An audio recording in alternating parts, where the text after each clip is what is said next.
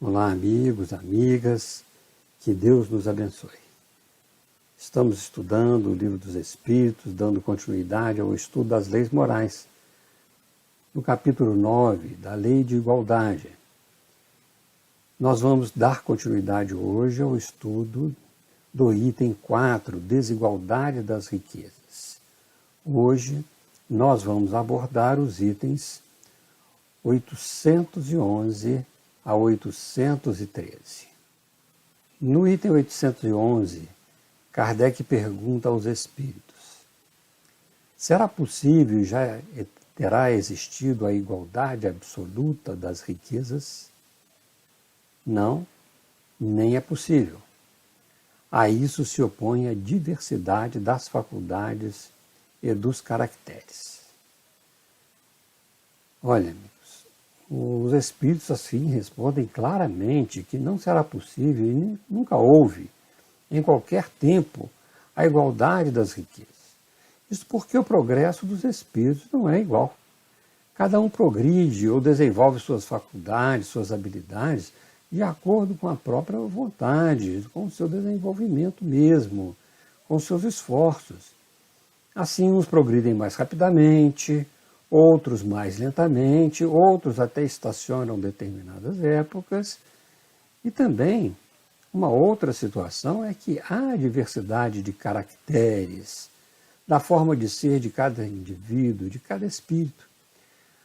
Isto porque Deus deu aos indivíduos uma coisa chamada livre-arbítrio, que, aliás, é uma conquista do espírito na sua trajetória. Então, há espíritos que, mesmo na erraticidade, eles são indolentes, preguiçosos. Há aqueles que são endurecidos e que não aceitam suas responsabilidades nos próprios atos, retardando o seu progresso, porque não se arrependem, né? Nesse progresso das reencarnações. Mas há aqueles que reconhecem logo esta necessidade do progresso, se reconhecem livres e aproveitam o tempo na erraticidade para logo se desenvolverem, para buscar outras encarnações, para programar o seu próprio progresso. Não é? Então, com isso, há uma grande diversidade de caráter quando estes espíritos aqui encarnam. Também nas faculdades já adquiridas nas diversas vidas, nas diversas existências, vamos melhor dizer. Então, além do espírito, além de tudo isso, o espírito escolhe as suas provas, independente do caráter, e cada qual escolhe conforme a sua necessidade de progresso. Decorre, então, dessas situações a desigualdade das riquezas. Agora, isto não justifica as desigualdades sociais, que nascem das más paixões, do orgulho, da ambição, da inveja, do egoísmo. Então, essas más paixões é que fazem, na realidade, as desigualdades sociais. Não a desigualdade das riquezas, mas as desigualdades sociais. Como já vimos, então, as desigualdades sociais, elas desaparecerão um dia quando os homens vencerem essas más paixões. Assim todos terão os mesmos direitos e deveres perante as leis humanas, como os têm perante a lei divina. Kardec continua a questão na letra A e pergunta: há, no entanto, homens que julgam ser este o remédio aos males da sociedade. Que pensais a respeito? São cultores de sistemas esses tais, ou ambiciosos cheios de inveja. Não compreendem que a igualdade com que sonham seria a curto prazo desfeita pela força das coisas. Combatei o egoísmo, que é a vossa chaga social, e não corrais atrás de quimeras. Aqui, meus amigos, os espíritos deixam claro que aqueles que pensam que os males da sociedade são sanados pela distribuição igualitária das riquezas, eles formam dois tipos. na realidade, como os Espíritos nos dizem.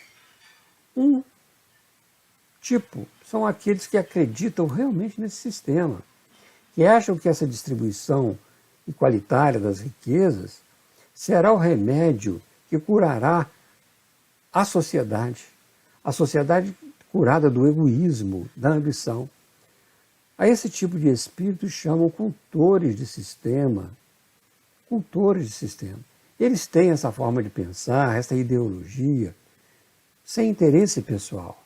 Eles estão pensando na sociedade. Mas é um sistema que, como eles dizem, não resolve. Outros são aqueles ambiciosos, invejosos, desejam a riqueza para si, pois não conseguem pelos seus próprios méritos, pelo seu progresso intelecto-moral, e não se conformam com aquilo que conseguem com os seus méritos, não se conformam. Que querem a riqueza dos outros, sem os esforços próprios. Mas por quê? Mas por inveja, por ambição, como nós comentamos anteriormente. No primeiro caso, os espíritos afirmam que são sonhadores, que não compreendem que esta igualdade das riquezas seria desfeita em pouco tempo, exatamente pela desigualdade do progresso de cada um, ao que os espíritos então vão chamar de força das coisas, ou seja, pela força do progresso. No segundo caso, seria realmente a ambição imperando nos homens. Mas em ambos os casos, podemos então dizer que são aqueles que vivem às expensas dos outros, apenas a vida material. Nessas circunstâncias de buscar apenas a vida material, que não conhecem o verdadeiro sentido da vida, que querem possuir e desfrutar das coisas, exclusivamente das coisas materiais do mundo. Daí a recomendação que, ao invés de combatermos as diferenças de riquezas por sistemas sonhadores, por sistemas utópicos, o que nós devemos fazer é, como os Espíritos nos dizem, combater o egoísmo, como eles dizem, que é a vossa chaga social, e não corrais atrás de quimeras. O Espiritismo mostra aos homens que as modificações das condições sociais somente se dará quando cada indivíduo se modificar, viver a realidade espiritual que ele é como espírito imortal, indicando para nós aquilo que realmente necessitamos, combater as más paixões, dominar as más paixões, ainda residentes, em nossa alma.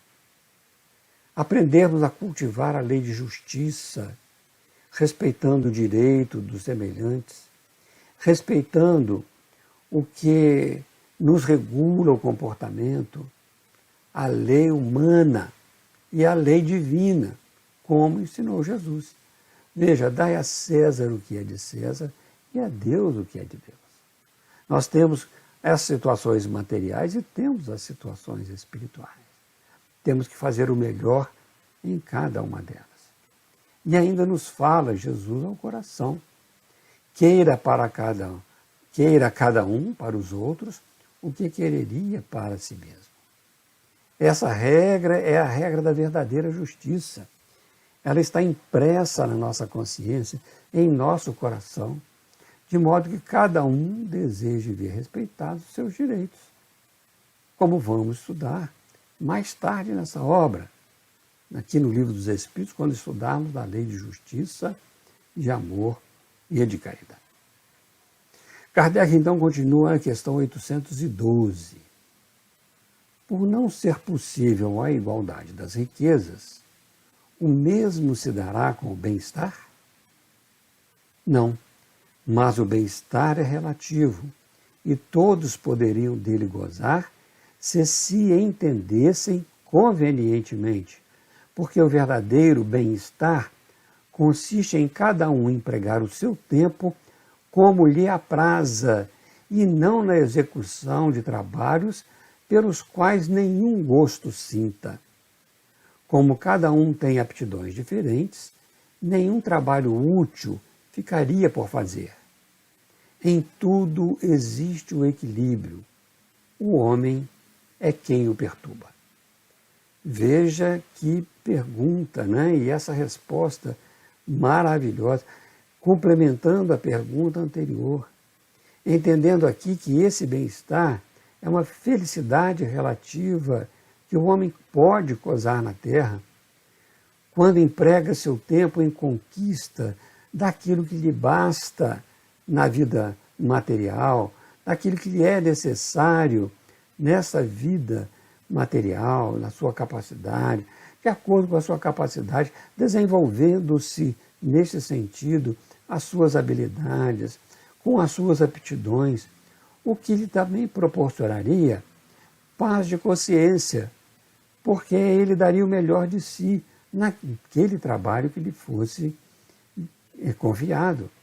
Então, os espíritos ensinam exatamente isso na questão 922, que vamos estudar oportunamente.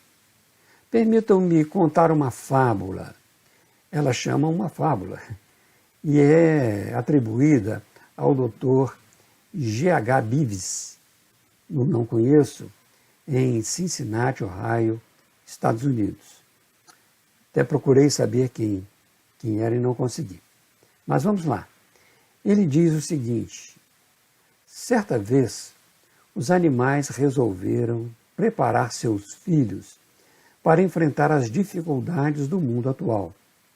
E para isso organizaram uma escola. Adotaram um currículo prático que constava de corrida, escalagem, natação e voo. Para facilitar o ensino, todos os alunos deveriam aprender todas as matérias. O pato, exímio em natação, melhor mesmo que seu professor, conseguiu notas regulares em voo, mas era fraco em corrida e escalagem. Para compensar essa fraqueza, ficaria retido na escola todo dia, fazendo exercício extra. De tanto treinar a corrida, ficou com os pés terrivelmente esfolados e por isso não conseguia mais nadar como antes. Entretanto, como o sistema de promoção era a média aritmética das notas de vários cursos, ele conseguiu ser um aluno sofrível e ninguém se preocupou com o caso, exceto, naturalmente, o pobre pato. O coelho era o melhor aluno no curso de corrida, mas sofreu tremendamente e acabou com um esgotamento nervoso de tanto tentar a natação. O esquilo subia em árvores admiravelmente, conseguindo belas notas no curso de escalagem, mas foi frustrado no voo, pois o professor o obrigava a voar de baixo para cima e ele insistia em usar os seus métodos, isto é, subir na árvore e voar de lá para o chão. Ele teve que se esforçar tanto em natação que acabou por passar com a nota mínima em escalagem, saindo-se mediocremente em corrida. A águia foi uma criança problema, severamente castigada desde o princípio do curso porque usava métodos exclusivos para atravessar o rio ou subir nas árvores. No fim do ano, uma enguia normal, que tinha nadadeiras, conseguiu a melhor média em todos os cursos e foi a oradora da turma. Os ratos e os cães de caça não entraram na escola, porque a administração se recusou a incluir duas matérias que eles julgavam importantes: como escavar tocas e como escolher esconderijos. Acabaram por abrir uma escola particular, junto com as marmotas, e desde o princípio conseguiram grande sucesso.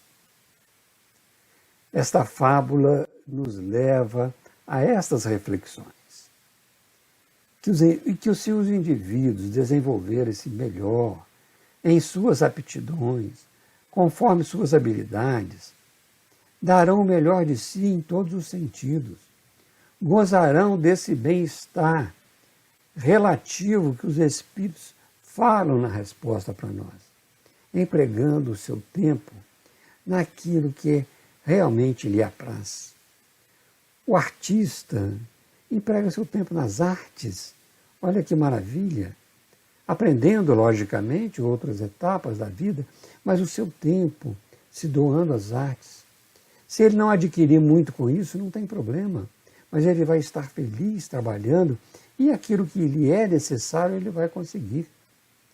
Por isso é que nós temos que pensar, né, se queremos mesmo uma sociedade melhor, na educação dos nossos filhos, na educação dessas almas que nos são confiadas. Nós devemos nos preocupar principalmente com a educação moral, não os obrigando, nem os incentivando, né? Aquilo que eles não têm habilidades, mas incentivando nele as virtudes e as suas próprias habilidades.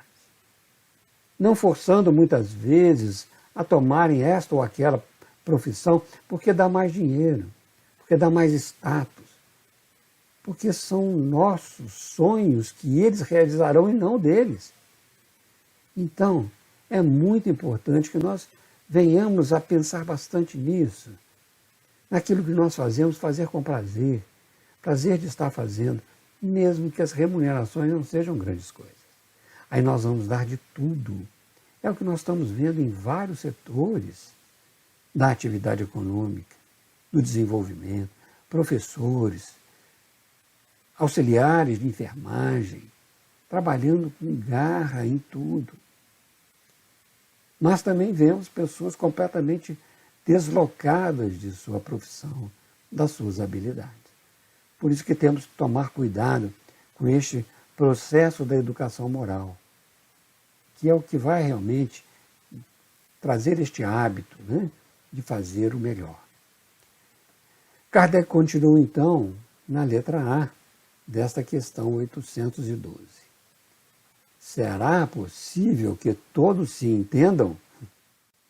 Os homens se entenderão quando praticarem a lei de justiça. Aí está a chave do entendimento. Praticar a lei de justiça e respeitar o direito dos outros, de fazer aos outros o que nós quereríamos que os outros nos fizessem. Assim, então, como dizem os Espíritos para nós, né, na resposta anterior, não faltaria trabalho para ninguém. Cada um faria de seu trabalho uma ocupação útil, sem egoísmo, sem inveja, sem orgulho, com prazer de fazer, ajudando aquela sociedade a se desenvolver, ajudando aquelas outras pessoas a se desenvolverem dentro das suas habilidades. Porque, na realidade, isso daria prazer. E porque eles também considerariam, né, que aquilo que faz é para o bem da sociedade e que beneficiaria o próprio indivíduo. Então, os homens assim se respeitariam e se entenderiam. Imagina na fábula que nós lemos ali atrás. Quão belo se todos respeitassem as habilidades de cada um, a forma de cada um, o direito de cada um. Então seria muito mais fácil esta convivência social. Kardec, então, vai encerrar este item, desigualdade das riquezas, na questão 813. Há pessoas que, por culpa sua, caem na miséria. Nenhuma responsabilidade caberá disso à sociedade? Cabe, certamente. Já dissemos que a sociedade é muitas vezes a principal culpada de semelhante coisa. Ademais, não tem ela que velar pela educação moral de seus membros? Quase sempre é a má educação que lhes falseia o critério ao invés de sufocar-lhes as tendências perniciosas. Então aqui Kardec deixa claro na pergunta que é por culpa própria daquele que cai na miséria, mas que ele quer saber se a sociedade tem alguma responsabilidade neste caso. Os espíritos sábios, respondem sabiamente, respondem que cabe à sociedade, sim, essa responsabilidade. E que muitas vezes ela mesma é responsável por esta queda. Não quer dizer que a sociedade deva sustentar a preguiça, a negligência dos indivíduos que não querem fazer nada, só querem desfrutar. Aquele que tem a saúde e não quer desempenhar sua função na sociedade, que quer ficar às expensas dos outros, sem nada produzir, não importa a condição de riqueza que tenha. Isso é uma prática paternalista ou egoística, dependendo da situação, que gera ainda mais a miséria, pois gera a miséria moral. Adquirir pelo seu trabalho sustento dá dignidade ao indivíduo. A lei natural é clara. Todos devemos trabalhar no limite de nossas forças. É lógico que existem pessoas que não têm condições físicas ou mentais para adquirir o seu sustento pelo seu próprio trabalho. Não é isso que os espíritos estão dizendo, e nem isso é culpa da sociedade, mas é responsabilidade dos indivíduos e da sociedade de acolher dignamente esses indivíduos incapazes. Claramente eles nos dizem que a sociedade deve cuidar da educação moral dos seus componentes. É aí que está a sua grande responsabilidade. E tudo começando pelos pais, porque os pais são responsáveis pela educação moral de seus filhos. Pois é no lar, é aí no lar é que vai conformar este caráter com o caráter de um indivíduo moral e vai exportar este caráter para a sociedade. A sociedade deve realmente conduzir o indivíduo para buscar pelos seus próprios esforços o que seja necessário à sua vida. Buscar empregar sua saúde, sua vida em algo que seja útil e também para o seu sustento, conforme as suas habilidades. Isso não isenta, gente, a sociedade de auxiliar, de ajudar aos que necessitam do trabalho. Que dê trabalho, né, que faça com que exista trabalho, consigam os meios para que as pessoas possam trabalhar. Kardec, comentando isso na Lei de Trabalho, na nota da questão 685, ele nos diz que não basta se diga ao homem que lhe corre o dever de trabalhar. É preciso que aquele que tem de prover a sua existência, por meio do trabalho, encontre em que se ocupar, o que nem sempre acontece. Quando se generaliza, a suspensão do trabalho assume proporções de um flagelo, qual a miséria. O momento que estamos passando, meus amigos, é muito grave. Nesta pandemia, a falta de emprego está exigindo da sociedade uma maior participação para evitar o flagelo da fome, o flagelo da miséria física, que realmente esta miséria física acarreta a miséria moral, os desvios de comportamento.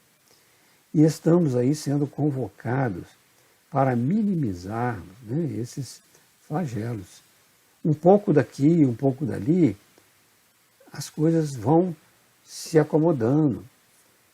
E assim que começar novamente todo este processo de recuperação dos empregos, na realidade, colocar a disponibilidade para isso. A sociedade deve pensar nisso, como que isso vai ficar para o futuro. Agora, jamais podemos negligenciar a educação moral, principalmente no lar. A educação da prática do bem, criando hábitos bons, modelando o caráter daqueles que estão junto conosco. Esta é a missão de todos. Cuidar da educação moral dos filhos. Vamos repetir. É importante missão dos pais e dos responsáveis pela infância. Não devemos poupar as crianças das tarefas pequenas do lar, daquilo que elas podem fazer, de acordo com as suas habilidades, ou mesmo construindo habilidades, se elas forem espíritos indolentes, preguiçosos, olhando isso para mudar o caráter, para ajudar estes espíritos no seu desenvolvimento, edificando este caráter numa cooperação desinteressada e não de troca, faça isso que eu te dou aquilo. A cooperação desinteressada. Não podemos fazer, por exemplo, as tarefas da escola por elas. Mas podemos prestar o auxílio, o apoio, explicar alguma coisa, mas jamais assumir o que elas devem fazer. Isto é ensinar a praticar a lei de justiça, como atrás nós comentamos. Muito bem, meus amigos, vamos ficando por aqui. No próximo estudo entraremos nos itens 814 a 816 e vamos estudar as provas da riqueza e da miséria. Que Deus nos abençoe e até mais.